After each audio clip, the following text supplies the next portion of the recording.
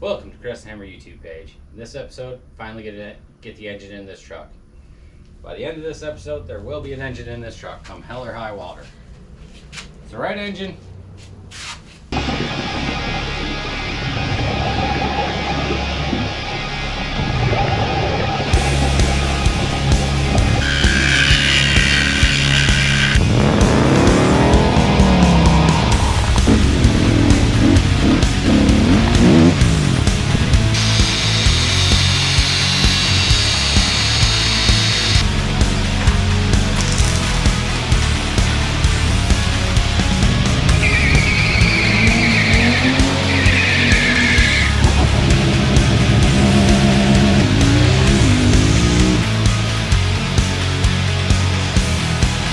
Really know what this mount thing is right here, so I'm just gonna take it off. This thing right here, not really sure what it is, so I'm just gonna remove it. I hope I don't need it. Oh hell.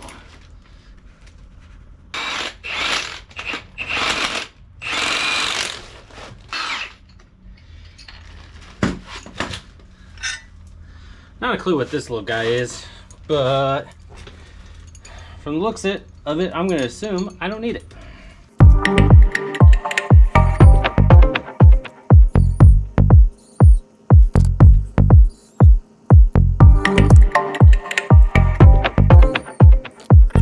This isn't the stick shift I'm going to use, but this is the one I have right now. We got first, second, third, first, second, third, fourth, fifth, sixth, and I ain't gonna hit.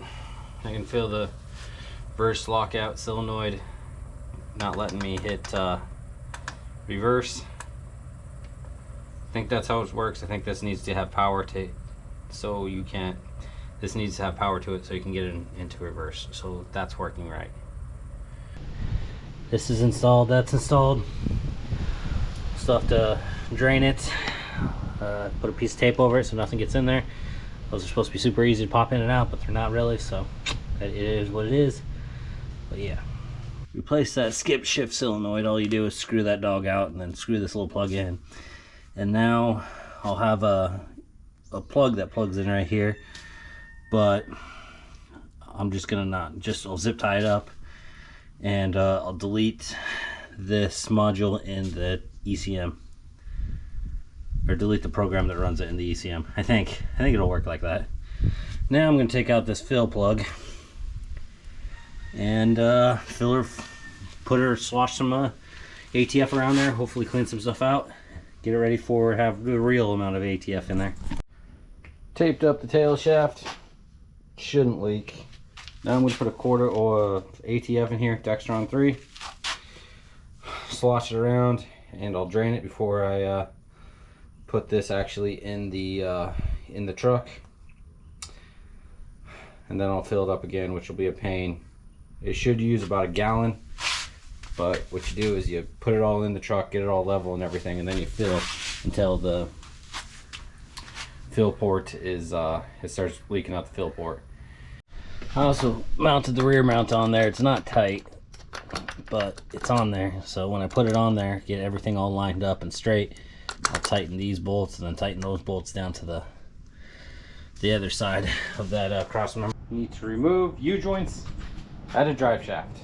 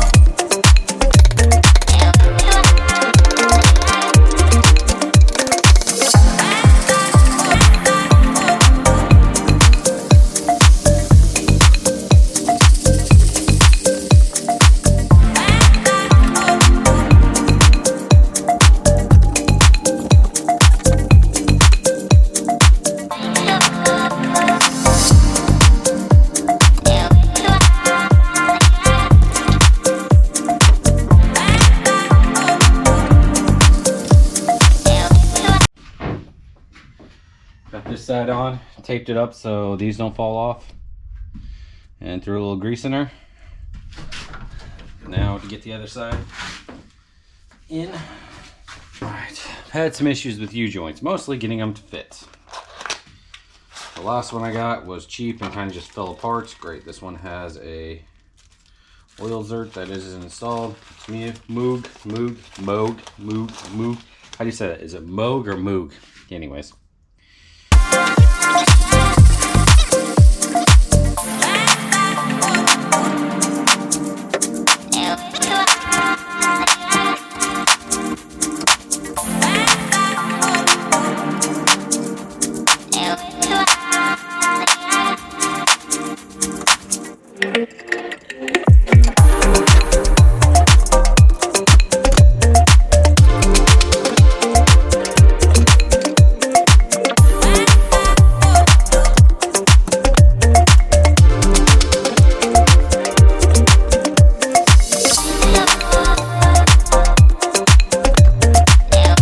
Okay,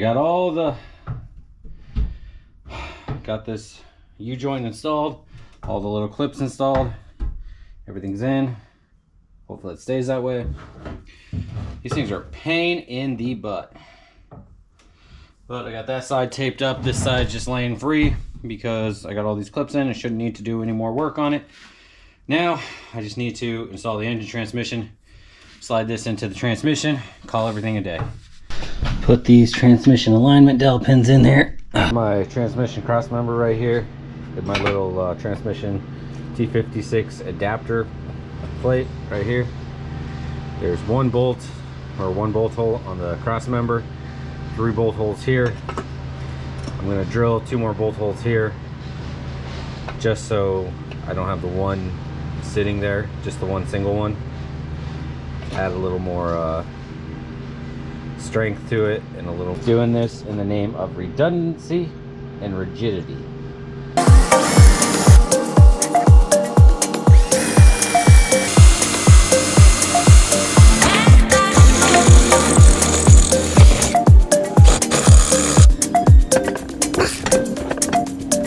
Now that'll be the little transmission mount, the little rubber polyurethane, whatever. The 2 bolts will go through here. Go to par, a little isolator sit on top of here, tighten that up, should be good to go. Hopefully I did that right and don't need to flip this over or anything or around.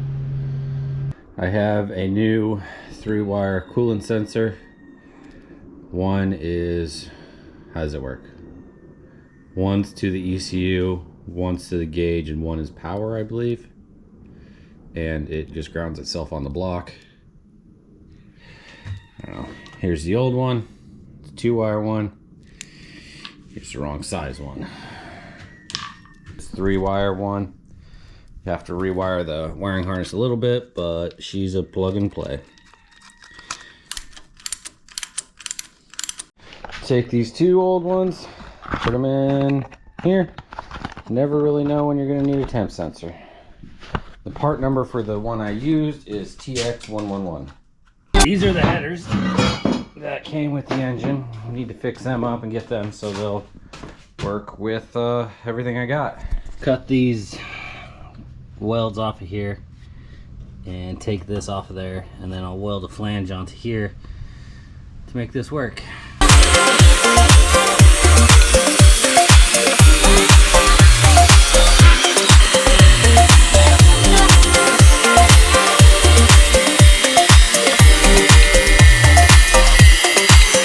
Exhaust flange I'm going to use for these are V-bend clamps.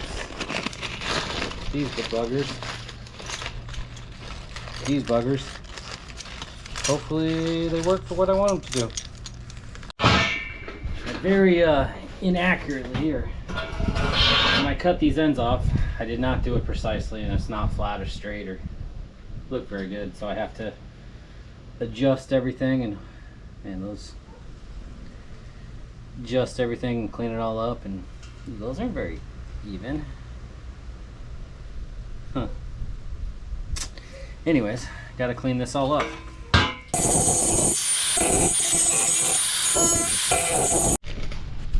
A little bit of grinding, a little bit of hammering. Got it all on the inside. Gonna do a little bit of welding. Pretty sure these are stainless steel and this is mild steel. It'll stick together with the right stuff. This isn't recommended though.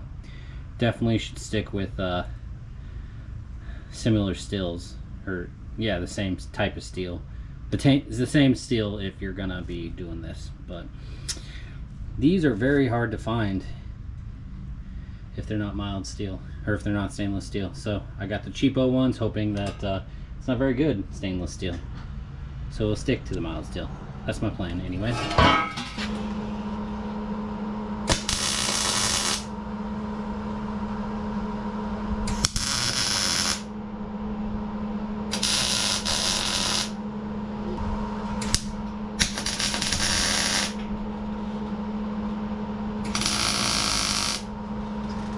Got her all tacked into place. Seems to be sticking on both ends. Now I'm gonna weld between the tacks, skip one. Oops. I'll weld between two tacks, skip an area, weld between two tacks, so it doesn't warp it, I guess, too much. I can tell I am not a professional by the leg wear and footwear. If you're gonna do this, wear the proper PPE. Do not do it. Do not do this. I repeat, do not do this. It's stupid. Just as bad as the guys of Jackass.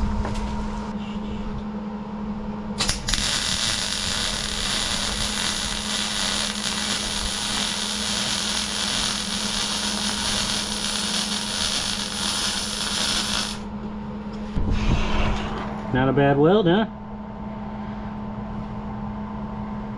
Learned from a few other guys that when welding an exhaust, you get it hotter than you usually would, but you have to move faster.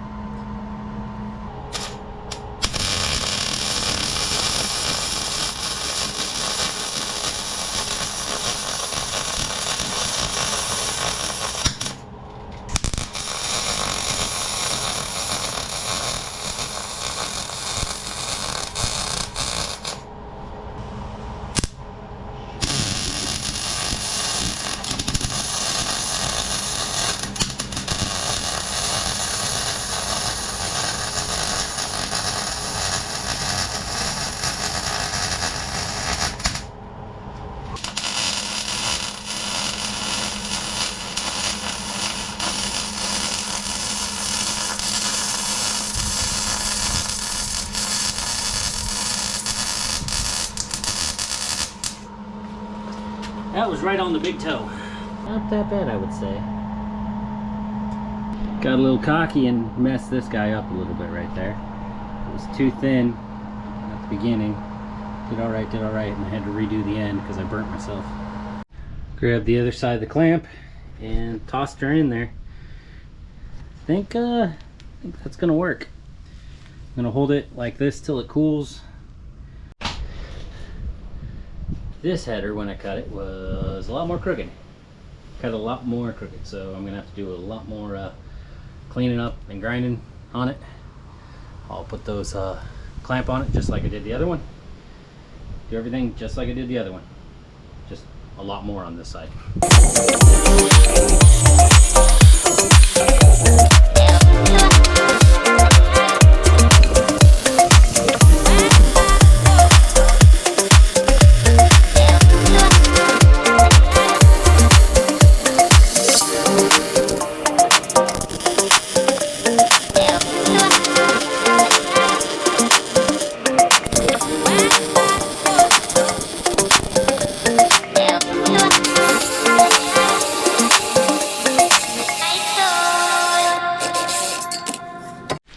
Threw some barbecue paint on these headers just to slow any more rust. I do realize it's rusted under the paint, so I probably made it worse, but it should burn off and burn that rust off, right? Whether or not these exotic bolts are any good, I got exotic header bolts, just like I got exotic studs for almost everything. Whether these are any good or not, they give you a sticker, a socket, They give you everything to assemble this.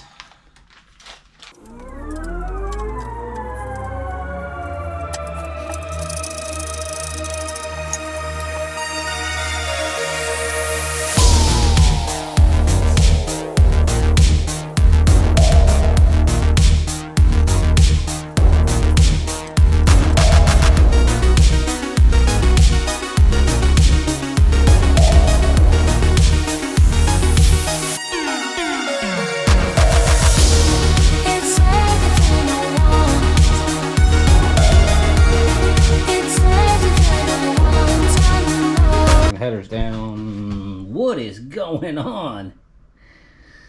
Oy. They bent the. That one got the living crap bent out of it, getting taken out, or something else.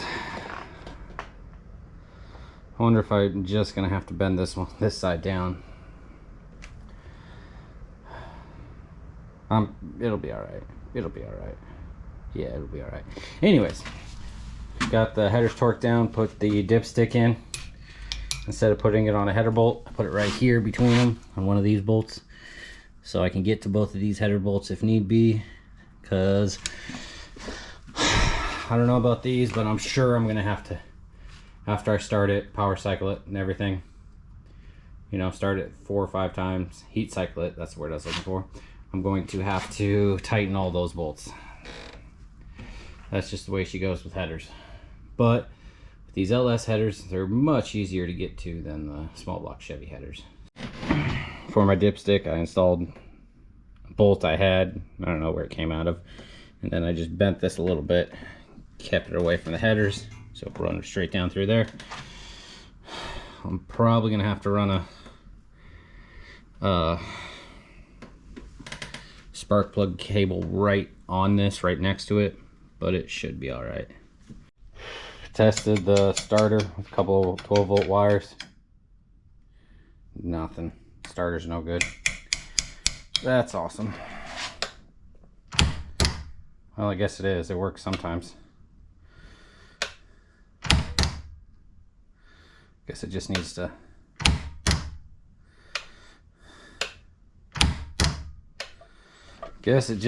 to be cleaned out. Well, I got the solenoid to work, but the engine motor ain't rotating. Little flywheel holder stiller thingy off. I think it works out pretty good. It's kind of a pain to install, but your flywheel doesn't move, so you can torque everything down. It looks like it'll work. Okay.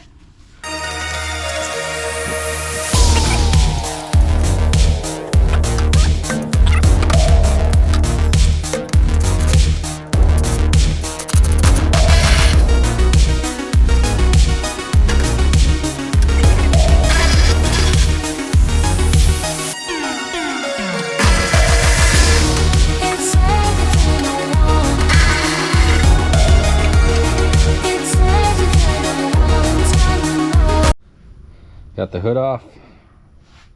Everything's in place. I'll have to pry this negative cable over here. The AC, I should probably zip tie over here to get it out of my way. But the engine bay is ready to take an engine.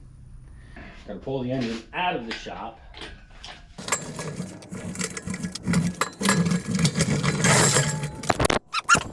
The reason I have it like this is this little ledge right here. Couldn't slide that into the engine bay and do all that stuff with the truck this close, so I have to slide it down here. Now I'm going to take it off the engine stand, install the clutch, bell housing, and all that fun stuff. Then I'm going to put it in there. Putting the pilot bearing in, I had this sitting in the freezer. Hopefully it goes in there.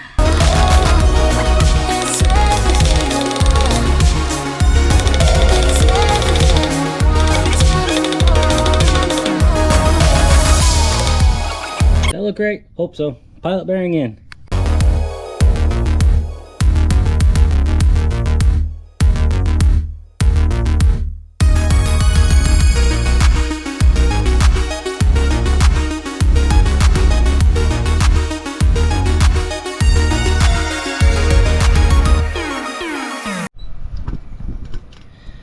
I cleaned all this crap off, put some Loctite on all my bolts. Now I'm just installing the bolts on this clutch.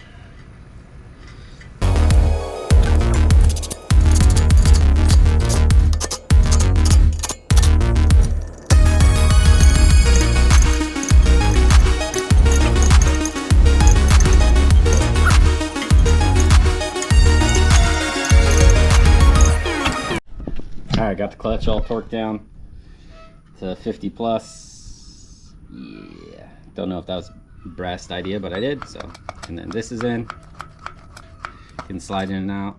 So that means everything's centered there.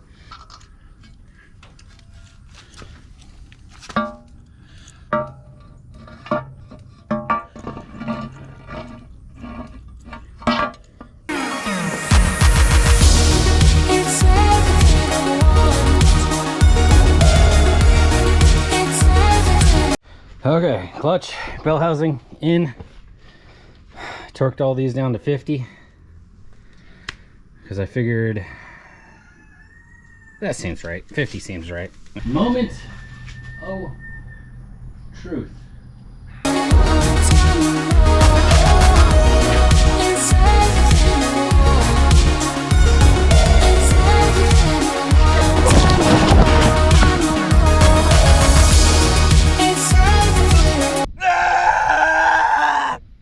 Well, that was stupid. That was not good. Do I order a new oil pan? Got smashed right there and right there. These oil pans are not cheap.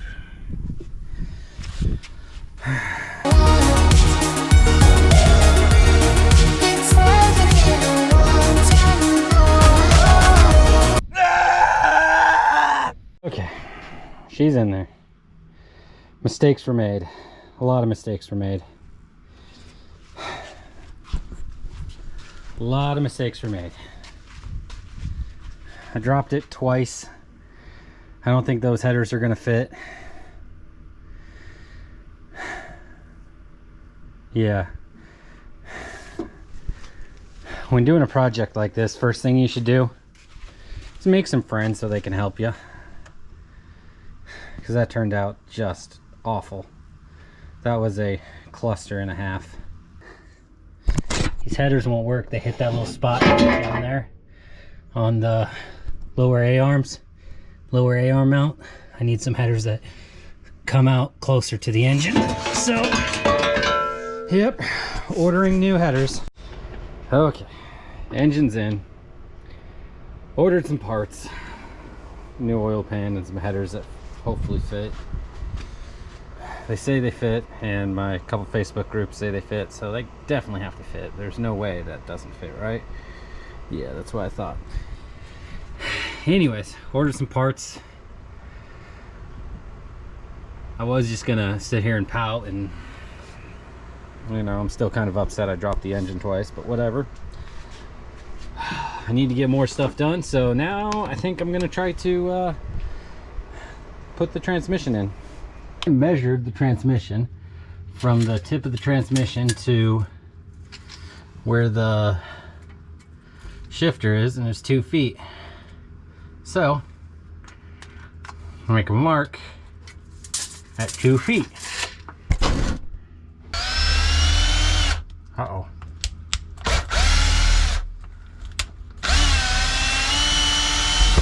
Is where the stick shift's going to come out, but I'll move it forward a little bit and then I'll be able to.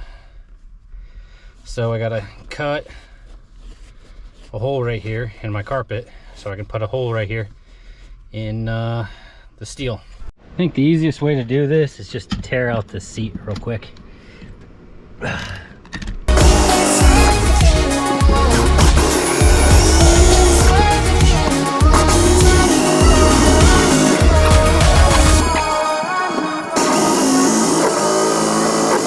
Take this piece of steel, it's 1 inch, take that piece of steel and around it, it'll make it 1 1/4 inch.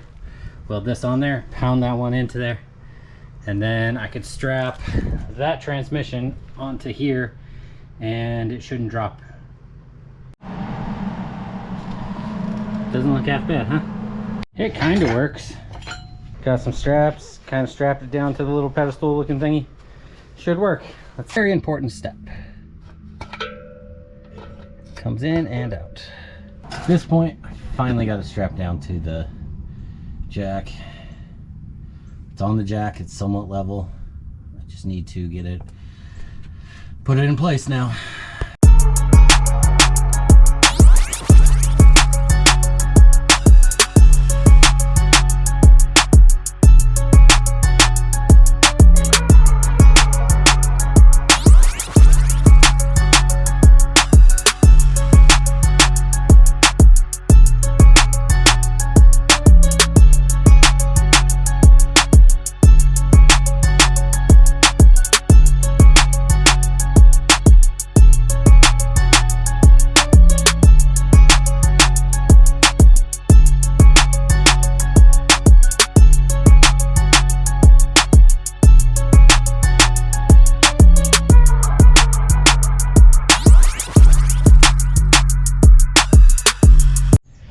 All right, got it in, got it torqued down to 37 foot-pounds.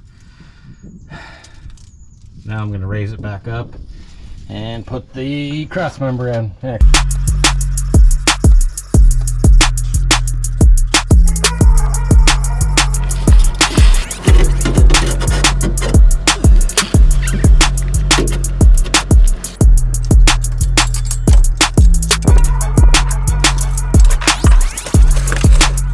Engine, transmission are sitting in there by itself. Gonna go get a level and see where we're at.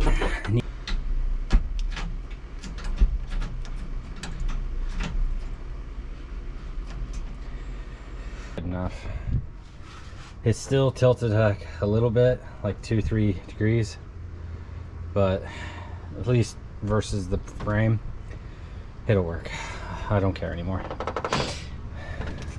Got all these bolts tight. All the bolts are tight. Those ones, those ones, those ones. So the transmission is staying right there. She's not moving. Decided I'm not putting the drive shaft in this episode because, well, I just got a lot of other crap to do. And I don't feel like it. I'm kind of done. Yeah, you can see how bad it is right there. And you can see that seam is cracked. I already ordered a new one, but yeah, she's no good. I basically show people what not to do dropping engine. If you're gonna do something like this, make friends first. Make friends that'll come over and help you. It'll cost you a case of beer and some pizza. But yeah, make friends. Don't try to do this by yourself, it sucks. I jinxed myself saying, hey, I'm gonna have this engine in by the end of this episode. So I rushed and then, you know,